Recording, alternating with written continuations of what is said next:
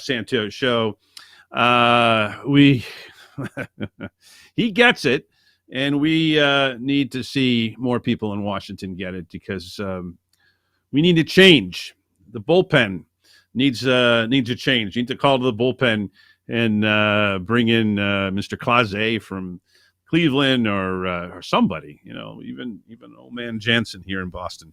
All right, our next guest is a fan of the Seattle Mariners. Speaking of baseball, he beat the Yankees last night with the kid from Vermont once again, walk-off, Mr. Raleigh.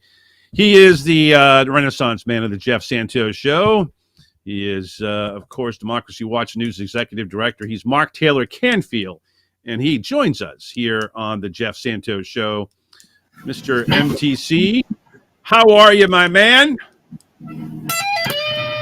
Oh, I need to turn up my amp here. Oh, I just want to give you some rock and roll. There you go. We need it.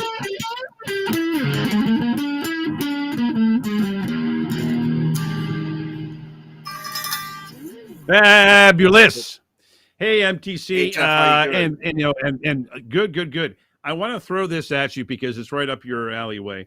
I heard somebody the other day talking about musicians and why they are the best in terms of artists who really believe in what they write, what they say. And I'm telling you, the more that I think that, we just had to talk with Harold Meyerson about the really uninspiring rhetoric of Joe Biden, and for that matter, Vice President Harris, that, the real need, and whether it's Eddie Vedder or our good friend from the Foo Fighters, Dave Grohl, or anybody else. I mean, if Bono would, well, I guess he can't run for president, even if he became an American citizen because he's born in another country. So that throws that out. But you really need somebody to really inspire, because the lack of inspiration is killing the movement. I mean, we could go back to Bernie again. That's always good. Your thoughts on this? Because I think the musicians, really have something to say here. I always talk about Springsteen, but apparently he doesn't want it. Yeah, no, it's good that you're talking about that now. This is summertime in Seattle, so all the music festivals are happening now.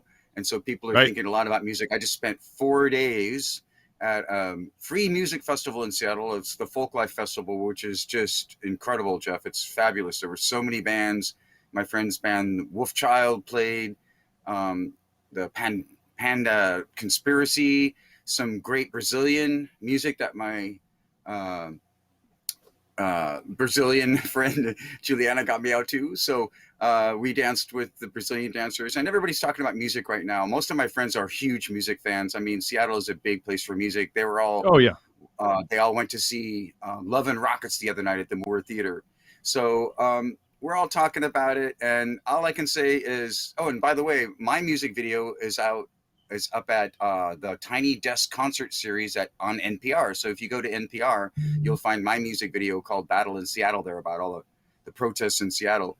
But I would say Joe Biden needs to start a rock band. I think he needs to do something that would appeal to the young people. I think, sing a few rock songs with Bruce that I would say would be a howl to see. But I think that would not fly. I mean, unless he just wants to, take over, an existing band, and and he just sits there. Just one song.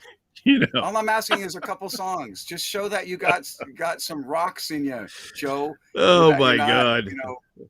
That you're not some. Do you remember? By the way, I don't know if you're old enough to remember this, but the late Lee Atwater, who played in a band, a foreign political consultant, very right wing, went after Dukakis and the whole Willie Horton thing. He actually had a thing where he put George H.W. Bush, the late president that followed Reagan, and he put him on. He put a guitar on him, and he didn't even know how to play the guitar. It was just like going like this or whatever. And it was one of these scenarios where it just looks so out of touch. My only problem is that I think that Biden would be the same way. Now, interestingly enough, John Kerry, who is same age group and all that, he actually played in a band, and actually would have been perfect in this situation. So, and Bruce was a friend of his. Yeah. Number one, I ran as a joke candidate for president back in the early part of the 2000s. And Yes. one of my platform planks was I was going to build the largest sound system ever installed in the White House and have a huge rock show outside the White House the day after the inauguration.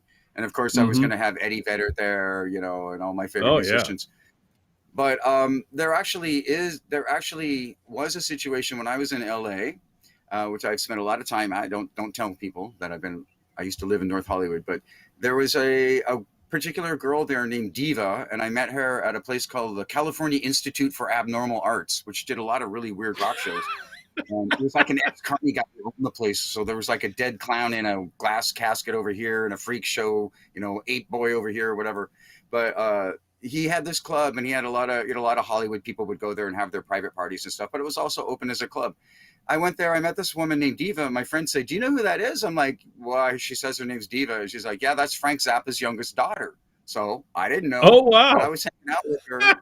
Yeah, she told me that her and Moon Unit and Dweezil had gotten together and decided to do an album, and they were going to steal tracks of Tipper Gore's drumming when she was in a all-girl band in college and played drums. So they found a recording of her, and they were going to do this, and they were going to get back at her, you know, for her attacking their father.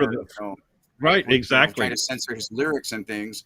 So they were going to get back at her and use her drumming. And I told her I thought it was a brilliant idea. I was like, "Diva, this is going to." You know, they should.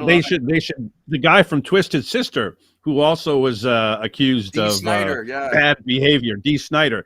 They should bring him out too, because he was part of that hearing along with Mr. Zappa too. Fascinating. That's something that I would love to see happen. Unfortunately, it didn't happen because of threatened lawsuits. So Tipper Gore found out about it, apparently, and they were like, "No way, we're never going to let you release this." So there are certain recordings that people will never hear, Jeff, because of legal reasons. One of them was a collaboration here in Seattle between Sir MixALot, who's one of our local favorites. He also likes to produce a lot of bands, rock bands, in fact.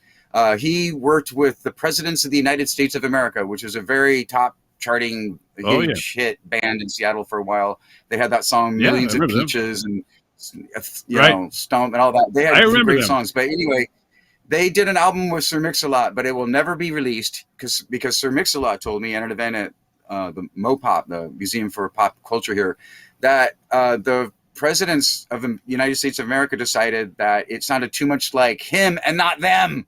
So that's the story he told me, folks. I don't know because I've never heard it, but somewhere in Sir Mix-a-Lot's studio, there are these recordings of him with this band, which you will never hear because of attorneys.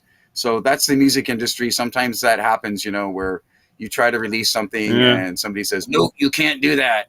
And that's a perfect example right there. The presidents of the United States, by the way, I met Chris Ballew, their guitar player, at a show we did together down in Belltown as a part of Seattle, really culturally fun music part of town, lots of bars there. That's where we were at. We were at last night celebrating my friend's birthday. But I met him and he said, we're called the Presidents of the United States of America. I said, "That's a crazy name. I don't believe it." He goes, "We're meeting a president of the United States of America tomorrow." I didn't believe that either until I saw him shaking hands with Bill Clinton on the front page of the Seattle Times. I feel your pain. Hey, MPC, I got to run, my man. So maybe there's, you know, they can play there, you know. Yeah, exactly. Hey, enough of Clinton on this show. Thank you, Mark. We'll talk to you sometime next week, hopefully, or in the next couple of weeks. Appreciate you, man, all the time. Okay, Jeff, you take care. Thanks you, for all your great guests. Thank you. I want to thank Josh for producing this broadcast, all the folks down there in Boca Raton, led by Freddie Santori. Folks, keep on fighting peacefully. Tomorrow, Minsky, K, and John Shelton. Until then, my name is Jeff Santos, and right now it is my time to say I gotta go.